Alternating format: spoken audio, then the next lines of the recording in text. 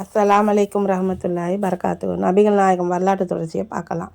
எனது படுக்கையில் ஒரு பேரிச்சம்பழம் விழுந்து கிடப்பதை கண்டிருக்கிறேன்.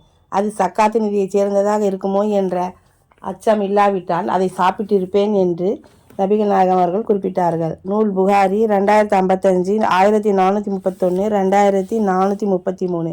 நபிகள் நாயகத்தின் வீடு பள்ளிவாசலுடன் ஒட்டி அமைந்திருந்தது. பள்ளிவாசலில் குவிக்கப்படும் சக்காத் நிதிக்கு சொந்தமான பேரிச்சம்பழங்களில் ஒன்றிரண்டு நபிகள் நாயகத்தின் வீட்டுக்குள் வந்து விழுந்துவிட வாய்ப்பு இருப்பதால் அதை கூட சாப்பிட மாட்டேன் என்று அறிவிக்கிறார்கள். பொது நிதியை சேர்ந்ததாக இருக்குமோ என்ற சந்தேகம் இருந்தால் கூட அதை தவிர்க்கும் அளவுக்கு பேணுதலாக இருந்துள்ளார்கள். இதைவிடவும் உயர்வான மற்றொரு பிரகடனத்தையும் அவர்கள் வெளியிட்டார்கள். நான் ஆட்சியில் இருக்கும்போது மட்டுமல்ல, என் மரணத்திற்கு பிறகு எந்த ஆட்சி வந்தாலும் அந்த கருவூலத்தில் சக்காத் நிதியாரம் என் வழித்தோன்றல்களுக்கு தடை செய்யப்படுகிறது. இந்த தடை உலகம் உள்ளளவும் நீடிக்கும் என்பதே அந்த பிரகடனம். இன்னும் கூட நபிகள் நாயகத்தின் வழித்தோன்றல்களாக இருப்பவர்கள் எந்த அரசிலும் சக்காத் நிதியை பெறுவதில்லை. முஸ்லிம் நாடுகளில் அவர்களுக்கு கொடுக்கப்படுவதும் இல்லை. இஸ்லாமிய சட்டப்படி நபிகள் நாயகத்தின் குடும்பத்தினர் சக்காத் பொது நிதி பெறவும் அவர்களுக்கு ஆட்சியாளர்கள் வழங்குவதும் குற்றமாகும்.